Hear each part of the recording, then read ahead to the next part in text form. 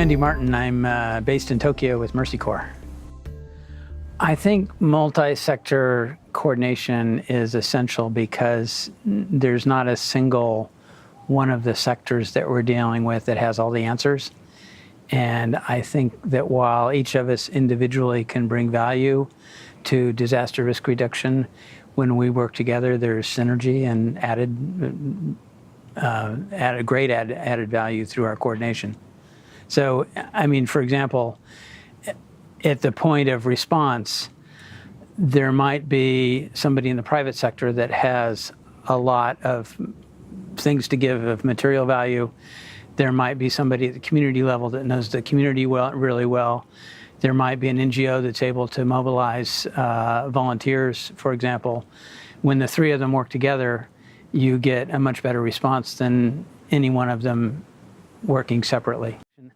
Mercy Corps is working increasingly with the private sector, trying to work on shared value relationships where there's a business interest in risk reduction. So I think a really good example is our partnership with Swiss Re, which is a Swiss reinsurance company. And we're working with them on a microinsurance project to bring microinsurance to the bottom of the pyramid in Haiti. So it's a company that has a great business interest in insurance. It's the poorest of the poor in Haiti who have never known the value of having insurance or had access to it. And Mercy Corps brings the relationship, connects the dots, connects this corporate interest with this community interest. So to me, that's an ideal kind of partnership. How to sustain partnerships? One, I think particularly when you're talking about a business interest in disaster risk reduction, if in fact there is a business interest, if there is a way that a company can actually be profitable by working with communities to be more resilient, as the example with the insurance company, that's the most sustainable. I mean, they have a business interest in making it, sustain.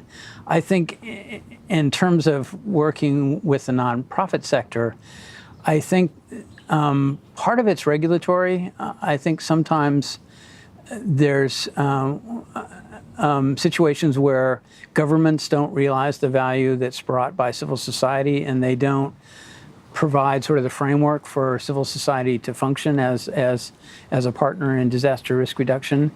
So that needs to be amended, needs to be improved. And I think also when civil society itself develops coordination mechanisms that bring together NGOs with partners in government, with partners at the community level, to develop relationships before there's a disaster. So they know each other, they develop trust, they understand who has what capacities and how they can be deployed in reducing risk, but also in responding to future disasters. I think if that sort of mechanism is in place before disasters happen, it's more likely to be sustained through a disaster cycle.